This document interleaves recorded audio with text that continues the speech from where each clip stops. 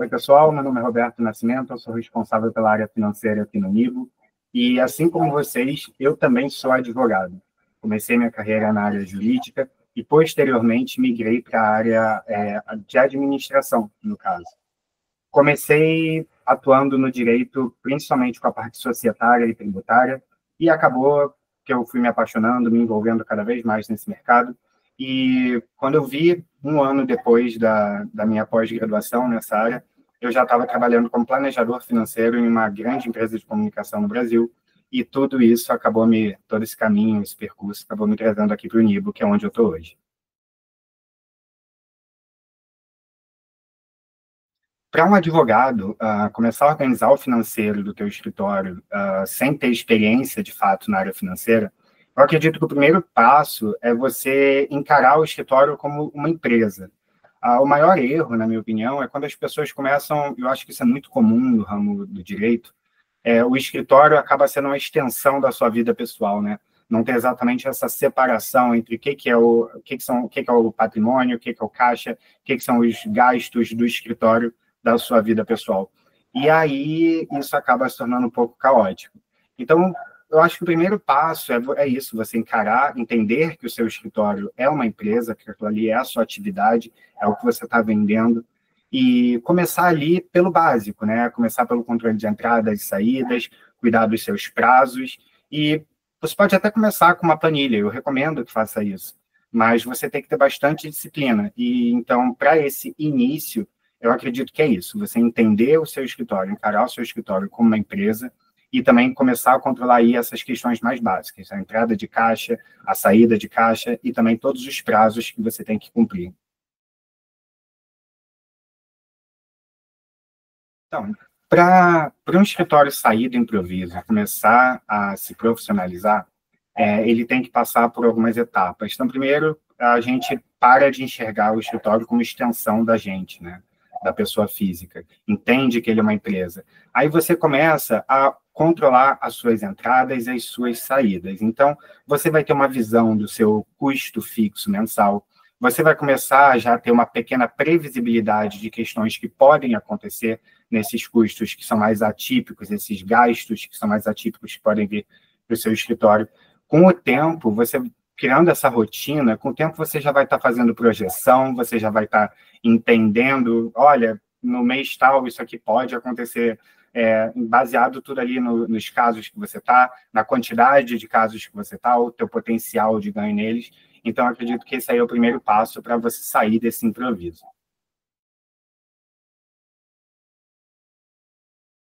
Para quem acha que planilha dá conta, eu acredito que, de fato, no começo, enquanto você está ali ainda nesse início, nessa parte bem embrionária, ela realmente funciona e funciona muito bem. Mas ela não é escalável com o tempo. Veja bem, mesmo nós que trabalhamos na área financeira, a gente acaba cometendo erros se a gente for focar 100% em planilha, né? O fator humano é muito forte e é normal que você não consiga prever tudo, ou então é inevitável que, ocasionalmente, algum errinho pode acabar passando. Então, eu acredito que, quando você sai da planilha, né, você vai perceber que ela não integra com um banco na hora de fazer a conciliação do que está entrando, do que está saindo, essa integração automática que as plataformas trazem para a gente. E acaba que, quando você não tem esse controle muito bacana ali do que está entrando, do que está saindo, e a planilha pode acabar sendo deficiente nesse ponto, você está muito mais sujeito a esses erros, e quando você repara, o problema já chegou, já está aqui, já se instaurou, e aí, o que a gente faz, né? Então, eu acredito que sim, a planilha dá conta num momento embrionário, mas com o tempo ela acaba se tornando aí um ponto de dificuldade e um detrator dentro da tua organização.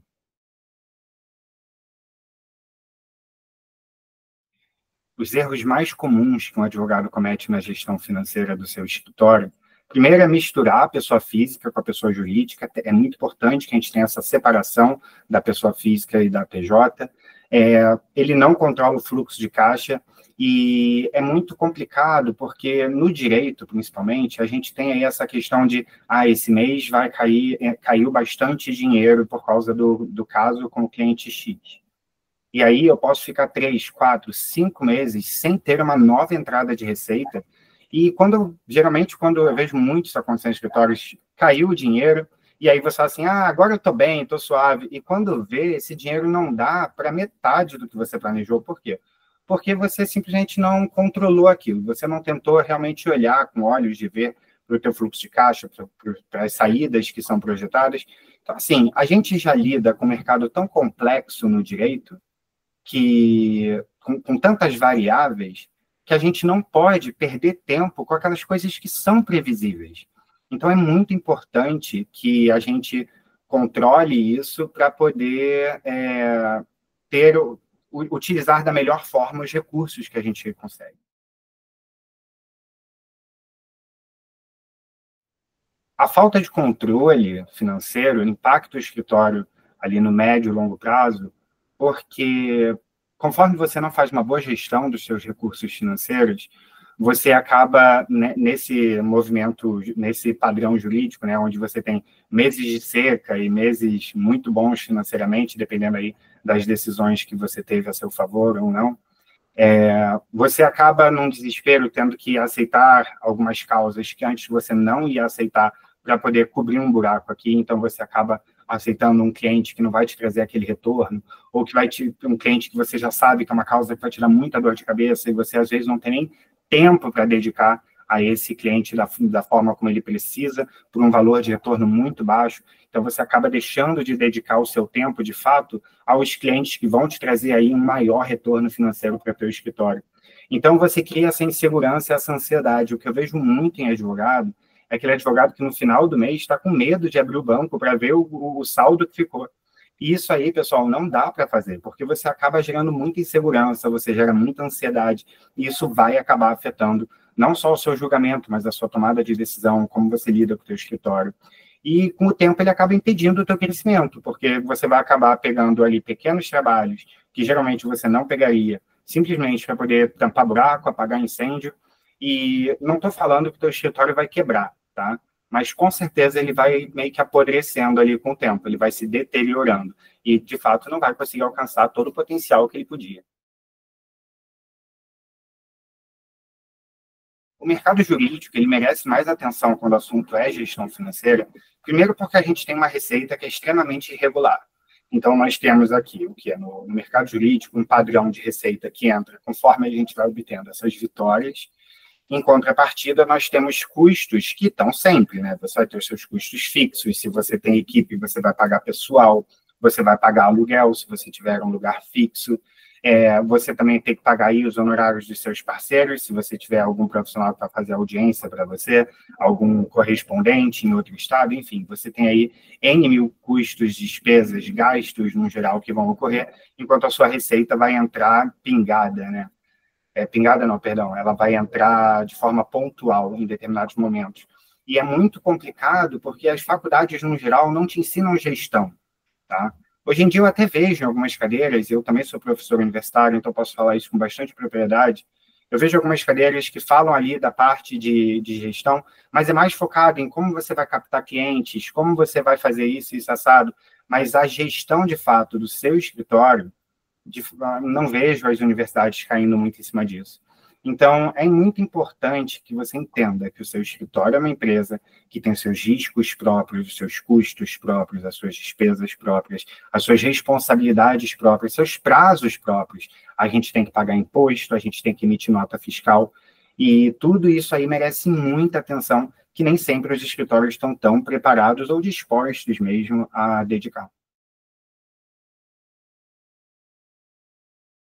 O NIBO faz bastante sentido para escritórios de advocacia, primeiro porque ele foi feito pensando ali em empresas de serviço. Então, o NIBO já sai aí um pé na frente para poder atender as demandas dos escritórios de advocacia.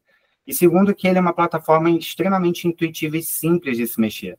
Então, ele vai te ajudar a organizar o seu financeiro sem depender que você necessariamente tenha ali 500 mil conhecimentos financeiros.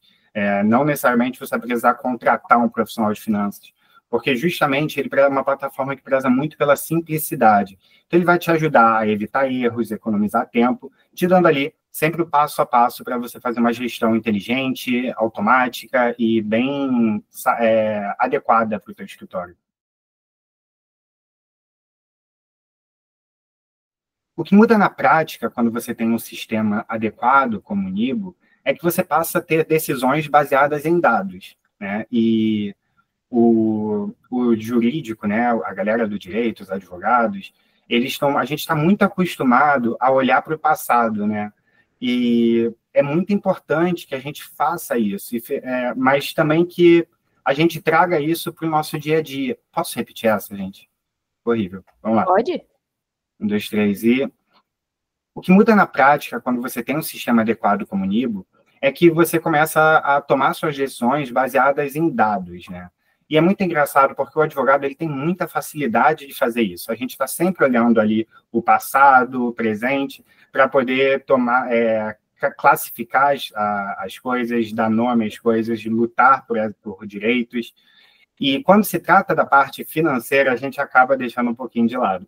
Então, é muito importante que a gente comece a tomar aí, junto com esse tipo de sistema, as nossas decisões também baseadas no acervo financeiro de dados que a gente tem. Então, o Nibo ele vai te dar clareza sobre os seus clientes, sobre as suas margens, sobre o seu momento de fazer um investimento ou não.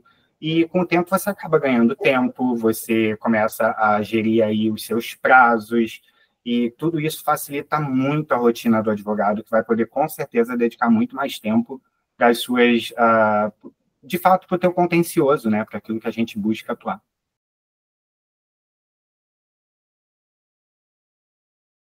Nossa, as funcionalidades que eu considero mais úteis num sistema como o Nibo para um escritório de advocacia, com certeza já começa pela conciliação bancária automática, porque, olha, a integração com os bancos é maravilhosa. Então, você já consegue ter ali a tua entrada, a tua saída, uma sugestão do Nibo, como eu classifico isso aqui. Então, até mesmo para depois mandar para a contabilidade, tudo isso já está muito mais organizado, já está muito mais palpável, sem você depender tanto de conhecimentos externos, ou até mesmo de contratar necessariamente um profissional exclusivo para atuar com isso. Você consegue controlar os seus gastos, fazer projeções. Então, quando cair aquele dinheiro daquela ação, você já vai olhar ali e falar assim, ó, entrou entrada de dinheiro de tanto, eu sei que mensalmente eu estou gastando tanto, eu vou ter um gasto no mês tal que é de tanto, então eu preciso gastar, eu posso pegar para mim desse dinheiro mensalmente tanto. Então, você começa a tomar suas decisões com muito mais cautela. Além disso, você ainda consegue exportar os relatórios que são ótimos, e a gente não está falando necessariamente daqueles relatórios contábeis, só falando de relatórios de fluxo de caixa, que são extremamente simples de leitura e que o Nibo mesmo te ajuda a montar ele. Então, depois é basicamente só fazer o seu acompanhamento, se você tiver essa disciplina ali de gerir a plataforma com frequência. Se eu tenho um conselho para dar para os advogados que querem transformar o seu escritório em um negócio mais financeiramente saudável, primeiro, para de fugir do financeiro. É muito importante que você esteja no comando e, ao mesmo tempo, entender que pode ser que talvez seja a questão financeira que está impedindo o teu escritório de escalar e você se posicionar aí no mercado, num cenário onde você trabalha menos e acaba tendo mais no final do mês. Então, com um sistema adequado, você vai conseguir ter uma boa gestão dos seus fluxos, da sua receita, das suas saídas. Vai começando por baixo, vai começando simples, pode começar com a tua planilha, mas depois você precisa evoluir para ferramentas que foram feitas para isso. Eu gosto sempre de dizer nas minhas aulas que não adianta a gente tentar reinventar a roda de vez em quando. Existem pessoas que passaram décadas desenvolvendo sistemas, desenvolvendo ferramentas para a gente utilizar a nosso favor. Então, eu não preciso aprender tudo do zero para conseguir trazer esse valor, agregar esse valor ao meu escritório. Então, é isso aí. Começa simples, vai evoluindo, porque o sucesso jurídico começa pela sua saúde financeira. Acho que não só o jurídico, né, mas de qualquer negócio aí que você possa vir a tentar implementar.